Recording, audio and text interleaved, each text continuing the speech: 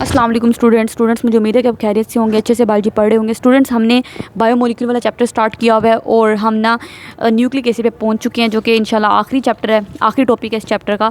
पहले हमने बायोमोलिक्यूल्स क्या होते हैं, वो मोलिक्यूल जो लिविंग ऑर्गेनिज्म के अंदर पाए जाते हैं ना, उनको बायोमोलिक्यूल्स कहते हैं। अब हमारे अंदर 4 ही मोलिक्यूल्स हैं, कार्बोहाइड्रेट है, प्रोटीन है, लिपिड है, जो हम तीन हम पढ़ चुके हैं। अब हम न्यूक्लिक एसिड पढ़ेंगे।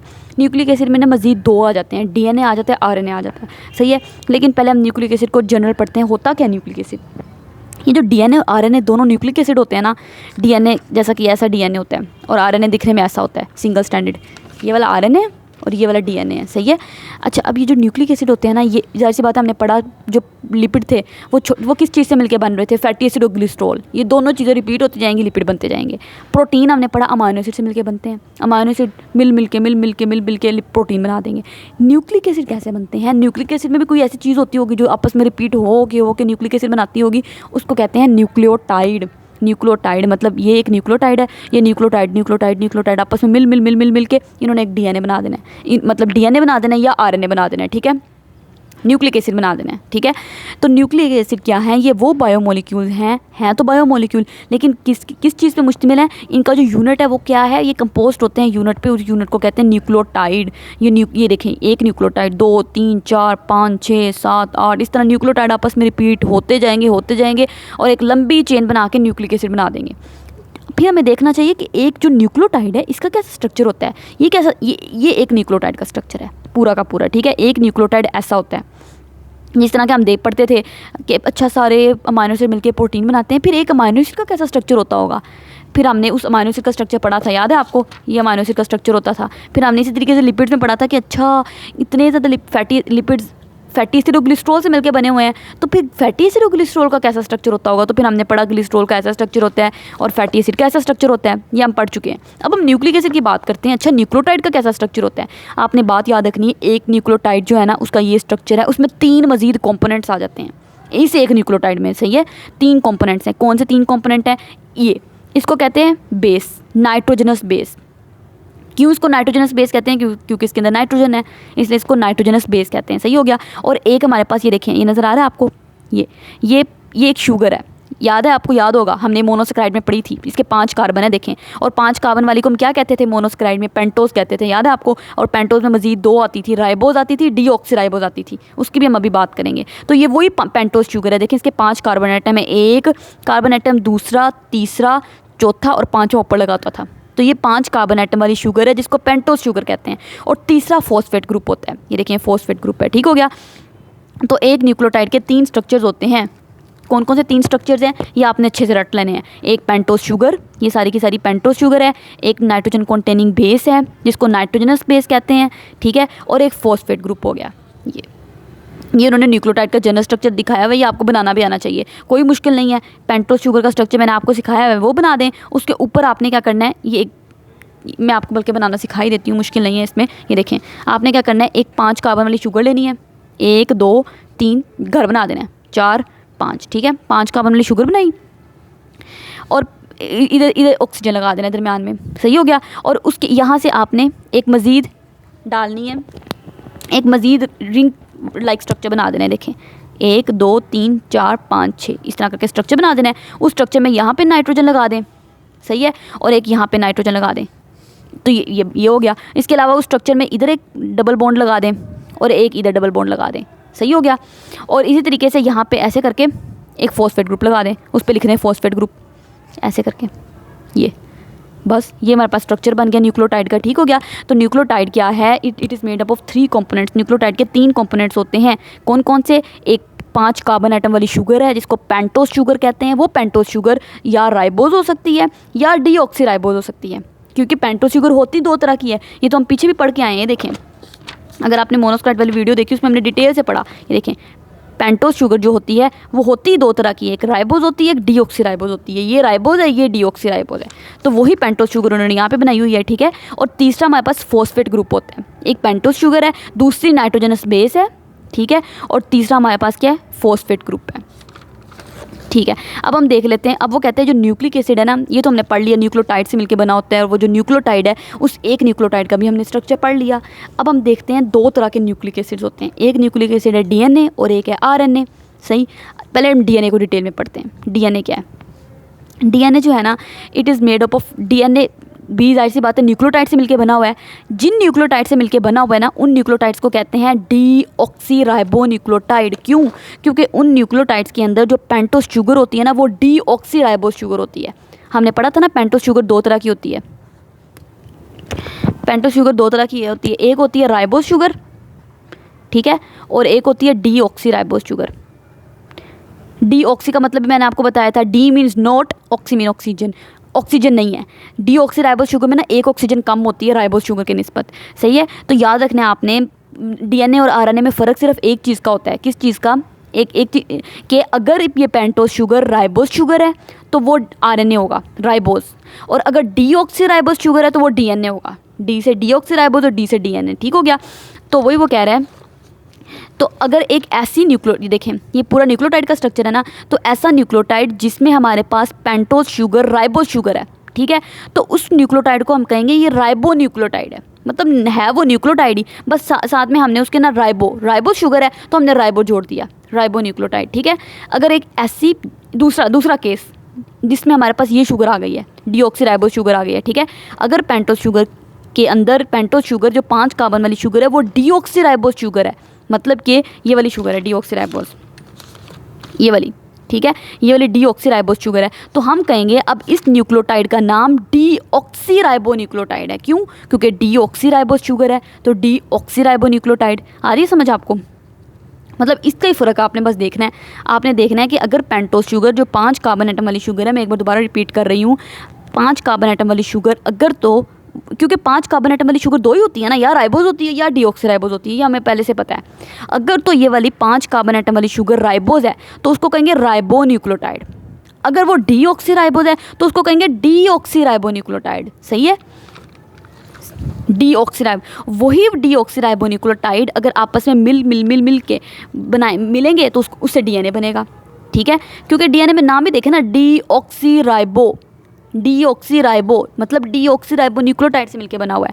तो डीएनए किस चीज़ से मिलकर बना होता है? मिलके तो न्यूक्लियोटाइड से बना होता है, जिस तरह मैं आपको शुरू में बता चुकी हूँ सारी न्यूक्लियोटाइड। बस इन न्यूक्लियोटाइड के अंदर, ये एक न्यूक्लियोटाइड के अंदर जो पेंटोस शुगर होगी ना, वो पेंटोस शुगर डीऑक्सीराइबोस शुगर होगी, राइबोस वाली नहीं होगी, डीऑक्सीराइबोस शुगर होगी। इसलिए हमने उस न्यूक्लियोटाइड को डीऑक्सीराइबो न्यूक्लियोटाइड का, वो डीऑक्सीराइबो न्यूक्लियोटाइड आपस में मिलते हैं और मिलकर डीएनए बना देते हैं, ठीक। वो कहते हैं कि इन न्यूक्लियोटाइड के अंदर क्या होता है, ऐसे न्यूक्लियोटाइड के अंदर, डीऑक्सीराइबो न्यूक्लियोटाइड के अंदर जो पेंटोस शुगर होती है वो डीऑक्सीराइबोस शुगर होती है, सही हो गया। वही बाजू मैं आपको बता चुकी हूँ, पेंटोस शुगर क्या होगी? डीऑक्सीराइबोस शुगर होगी, ये वाली नहीं होगी। ये होगी तो वो आरएनए बन जाएगा, ये होगी तो डीएनए बन जाएगा, सही है, पहली बात। और दूसरी बात वो कह रहा है जो नाइट्रोजनस बेसिस होती है ना, वो भी 4 तरह की होती हैं। आपने याद रखने हमेशा, नाइट्रोजनस बेसिस कितनी तरह की होती हैं? ये नाइट्रोजनस बेसिस ये 4 तरह की होती हैं, ATGC, ठीक है। एडिनिन, थायामीन, गवानीन, साइटोसिन, ये 4 तरह की हमारे पास नाइट्रोजनस बेसिस होती हैं। वो इन्होंने लिखा हुआ है। नाइट्रोजनस बेसिस एडिनिन हो सकती है, थायामीन हो सकती है, या साइटोसिन हो सकती है, या गवानीन हो सकती है। ये 4 मुख्तलिफ टाइप है नाइट्रोजनस बेसिस की, ठीक हो गया। ये बस उन्होंने थोड़ा सा डीएनए का स्ट्रक्चर बताया, हर क्लासेस में आपको डिटेल से पढ़ाते हैं। ये देखें डीएनए आपको नज़र आ रहा है कैसा है, एक ग्रीन वाला आपको नज़र आ रहा है हेलिकल, और एक दूसरा आपको ब्लू वाला नज़र आ रहा है, तो डबल हेलिकल हुआ ना। तो 1953 में 2 साइंटिस्ट थे यूएस के रहने वाले, जेम्स वाटसन, और ब्रिटिश, ये यूएस का साइंटिस्ट था जेम्स वाटसन, और ये जो फ्रांसिस क्रिक था ना, ये ब्रिटिश का था, ठीक है। इन दोनों ने मिलकर काम किया था और इन्होंने प्रपोज की थी, तजवीज़ की थी। क्या किया था इन्होंने? कहा था हम डीएनए का स्ट्रक्चर बताते हैं। डीएनए जो होता है ना, double helix model of DNA double helical होता है। देखें, एक हेलिकल ऐसा स्ट्रक्चर होता है, ऐसा ये स्पाइरल जो स्ट्रक्चर होता है ना, उसको हेलिकल स्ट्रक्चर कहते हैं। तो डीएनए एक ये वाला हेलिकल है, और दूसरा हेलिकल डीएनए का भी ऐसे ही आ रहा है, ऐसे करके ना, ऐसे करके। तो उन्होंने कहा डीएनए एक हेलिकल, दूसरा हेलिकल, डबल हेलिकल स्ट्रक्चर है डीएनए का, ठीक है। उन्होंने एक मॉडल दिया था, ये बहुत इंपॉर्टेंट क्वेश्चन आ सकता है। क्या मॉडल उन्होंने प्रपोज किया था जेम्स वाटसन और फ्रांसिस क्रिक ने 1953 में? इन्होंने कहा था कि जो डीएनए होता है ना, डबल हेलिकल मॉलिक्यूल है, उसके 2 हेलिक्स हैं। बात हम कर चुके हैं। मतलब डबल हेलिक्स का क्या मतलब है? 2 स्टैंड पे मुश्तमिल है। देखें, एक ये वाला स्टैंड, ब्लू वाला स्टैंड एक, और एक ग्रीन वाला स्टैंड। तो दोनों स्टैंड किस पे मुश्तमिल है? न्यूक्लियोटाइड पे। छोटे छोटे न्यूक्लियोटाइड आपस में मिल रहे हैं, वो मिलके दोनों स्टैंड बना रहे हैं, सही हो गया। Both strands are coiled around each other, दोनों स्ट्रैंड्स एक दूसरे के इर्द गिर्द क्वाइल हुए हुए हैं, लिपटे हुए हैं। देखें दोनों एक दूसरे के इर्द गिर्द लिपटे हुए हैं ना, लग रहा है ना आपको। तीसरी बात उन्होंने कही थी कि जो ये देखें, ये हमारे पास ना उन्होंने क्या किया हुआ है, ये जो ब्लू वाला स्टैंड है ना, ये नीला, इस स्टैंड को उन्होंने सीधा कर दिया तो ऐसे उन्होंने देखें सीधा दिखाया हुआ है ऐसे करके। इसी तरीके से ग्रीन वाला स्टैंड उन्होंने खोल दिया और खोल के सीधा करके दिखाया हुआ है, सारा ग्रीन वाला स्टैंड है। अब देखें मैंने आपको बताया कि हर स्टैंड किससे मिलके बना है, बना तो न्यूक्लियोटाइड से मिलके बना हुआ है। तो ये वो देखें एक न्यूक्लियोटाइड का स्ट्रक्चर है। इसी तरीके से दूसरा न्यूक्लियोटाइड का स्ट्रक्चर है। न्यूक्लियोटाइड में हमने क्या क्या पढ़ा था, एक वो आती है, एक फॉस्फेट ग्रुप आता है, ये फॉस्फेट ग्रुप बना हुआ है। एक राइबोस शुगर आती है, डीऑक्सीराइबोस शुगर आएगी क्योंकि डीएनए है ना, तो ये डीऑक्सीराइबोस शुगर है। और एक नाइट्रोजनस बेस है, ये नाइट्रोजनस बेस होती है। ठीक, अब नाइट्रोजनस बेस जो होती है ना, वो एक नाइट्रोजनस बेस, देख ये एक स्टैंड है और ये दूसरा स्टैंड है, ये एक स्टैंड ये दूसरा स्टैंड। ठीक, एक स्टैंड दूसरे स्टैंड के साथ ना हाइड्रोजन बॉन्ड बनाता है। ये देखें एक स्टैंड की जो ये इसकी नाइट्रोजनस बेस है, ये पूरा एक न्यूक्लियोटाइड है, तो ये इस एक न्यूक्लियोटाइड की नाइट्रोजनस बेस है। दोनों स्टैंड की नाइट्रोजनस बेसिस आपस में बॉन्ड बनाती हैं, उस बॉन्ड को कहते हैं हाइड्रोजन बॉन्ड। ये बात आपने समझ लेनी है अच्छे से। ठीक है, क्या मैं कहना चाह रही हूँ, देखें ये एक न्यूक्लियोटाइड है एक स्टैंड की, ब्लू वाले स्टैंड की। इसी तरीके से जो ग्रीन वाला स्टैंड था उसकी भी ये एक न्यूक्लियोटाइड है, ये पूरी एक न्यूक्लियोटाइड है। सही हो गया। नीचे ये दूसरा न्यूक्लियोटाइड है, ये इसी तरीके से तीसरा न्यूक्लियोटाइड आ जाएगा। ये तो ये जो दो न्यूक्लियोटाइड्स हैं है ना, उन दोनों न्यूक्लियोटाइड की ये क्या है, नाइट्रोजनस बेसिस है ना।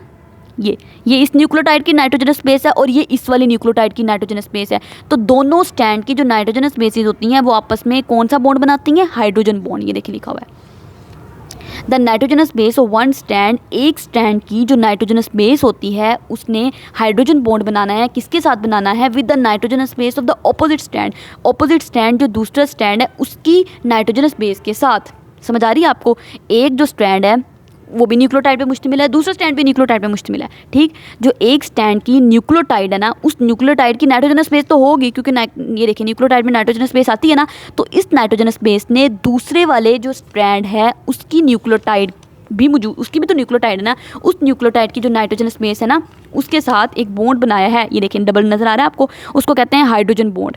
ये दो हाइड्रोजन बॉन्ड है इन दोनों के दरमियान में, इनके दरमियान में 3 हाइड्रोजन बॉन्ड है, इनके दरमियान में भी 3 हाइड्रोजन बॉन्ड है। नजर आ रहे हैं आपको, ये देखें ये वाले 3 हाइड्रोजन, ये 3 हाइड्रोजन बॉन्ड है, फिर ये 2 हाइड्रोजन बॉन्ड है। सही है, तो ये क्या होते हैं, आपने याद रखना है ए और टी के दरमियान में 2 हाइड्रोजन बॉन्ड्स होते हैं, एट। ठीक है, और जी और सी के दरमियान में 3 हाइड्रोजन बॉन्ड होते हैं हमेशा। सही है, क्यों, क्योंकि जो ए मतलब एडेनिन है ना, एडेनिन ने हमेशा थायमिन टी के साथ हमेशा बॉन्ड बनाना है, और जी ने हमेशा सी के साथ बनाना है। जी कहता है देखो मैं भी ऐसे लिखने में मैं भी जी ऐसा हूँ और सी भी ऐसा ही है, तो मैं जी कहता है मैं सी के साथ ही बनाऊंगा। और इन दोनों के दरमियान में 3 हाइड्रोजन बॉन्ड बनते हैं हमेशा, जी और सी के दरमियान में हमेशा 3 बनेंगे और टी और ए के दरमियान में हमेशा डबल बनेंगे। ठीक है, और टी ने कभी सी के साथ बॉन्ड नहीं बनाना, टी ने हमेशा ए के साथ ही बनाना है। ये इनकी शुरू से पेयरिंग हुई है। ठीक हो गया, तो वही उन्होंने बात, और अगली उन्होंने क्या बातें बताई, कुछ 2 बातें और उन्होंने बताई कि pairing of one nitrogenous base is specific. जो नाइट्रोजनस बेसिस है ना उनकी पेयरिंग भी स्पेसिफिक है, ख़ास है। कैसे, जो एडेनिन है ना उसने हमेशा पेयर बनाना है थायमिन के साथ, और साइटोसिन ने हमेशा पेयर बनाना है गवानिन के साथ। साइटोसिन मतलब सी ने हमेशा पेयर बनाना है गवानिन मतलब जी के साथ, है ना। और एडेनिन मतलब ए ने हमेशा पेयर बनाना है थायमिन के साथ हमेशा। ठीक हो गया, तो वही वो कह रहा है कि नाइट्रोजनस बेसिस की जो पेयरिंग होती है वो भी बहुत खास होती है। कैसे कि एडेनिन जो होती है और वन स्ट्रैंड, एक स्ट्रैंड की जो एडेनिन है उसने पेयर बनाना है विद किसके साथ, थायमिन के साथ, ऑफ द ऑपोजिट स्टैंड, दूसरे स्टैंड के थायमिन के साथ। इसी तरीके से अगली उसने क्या बात की, सिमिलरली इसी तरीके से ये देखें, इसी तरीके से जो साइटोसिन है ना, ये साइटोसिन उसने किसके साथ पेयर बनाना है, गवानिन के साथ। ये देखें साइटोसिन ने पेयर बनाना है गवानिन के साथ। ठीक हो गया, और कौन सा बॉन्ड बनाना है, हाइड्रोजन बॉन्ड बनाना है। कितने हाइड्रोजन बॉन्ड बनाने हैं, ए और टी ने डबल और जी और सी ने ट्रिपल। ये भी अगले पॉइंट में उसने बात की है। उम्मीद है कि आपको समझ आ रही होगी। ठीक है, ये देखें ये सब कुछ उन्होंने इस नई बुक में डाला हुआ, पिछली बुक में ऐसा कुछ नहीं था। अच्छा, they are 2 hydrogen bonds between adenine और थायमिन। एडेनिन और थायमिन के दरमियान में 2 hydrogen bond and 3 hydrogen bonds between cytosine and guanine. Cytosine और गवानिन के दरमियान में 3 हाइड्रोजन बॉन्ड्स होते हैं। कोई मुश्किल बात नहीं है। क्या उन्होंने कहा जेम्स वाटसन और फ्रांसिस क्रिक ने बस डबल हेलिकल स्ट्रक्चर है, नंबर 1। दूसरी बात, दोनों हेलिक्स एक दूसरे के इर्द गिर्द कॉइल्ड हुए हुए हैं। तीसरी बात, नाइट्रोजनस बेसिस जो होती हैं उनके दरमियान में हाइड्रोजन बॉन्ड है। चौथी बात, ठीक है हाइड्रोजन बॉन्ड तो है, कौन किसके साथ पेयरिंग करेगा, एडेनिन हमेशा थायमिन के साथ, गुआनिन हमेशा साइटोसिन के साथ। ठीक हो गया। फिर कितने हाइड्रोजन बॉन्ड है, एडेनिन और थायमिन के दरमियान में 2 हाइड्रोजन बॉन्ड, गुआनिन और साइटोसिन के दरमियान में 3 हाइड्रोजन बॉन्ड्स। बस बात खत्म, इतना सा तो काम है। ठीक हो गया। अब डीएनए का फंक्शन अब पढ़ लेते हैं। मैंने आपको ना इससे पहले भी डीएनए की एक स्टोरी सुनाई हुई है इस चैप्टर की। अगर आपने पहला वाला पार्ट देखा है उसमें हमने डीएनए की बड़ी मज़े की स्टोरी पढ़ी थी, दोबारा सुनानी पड़ेगी क्योंकि इस चीज़ को फिर ही ये चीज़ जो है ना वो डिस्कस होगी। मैं आपको बताती हूँ जी स्टूडेंट्स, वो स्टोरी इंशाल्लाह हम अगली वीडियो में डिस्कस करते हैं। उसमें हम आरएनए भी कंप्लीट कर लेंगे इंशाल्लाह, और सेंट्रल डोगमा ऑफ लाइफ जो है ना वो भी कंप्लीट कर लेंगे। तो उम्मीद है कि आपको अच्छे से समझ आ रही होगी। कोई भी अगर आपका क्वेश्चन है तो आप कमेंट सेक्शन में पूछ सकते हैं इंशाल्लाह। फिर अगली लेक्चर में आपसे मुलाकात होती है। तब तक के लिए अल्लाह हाफ़िज़।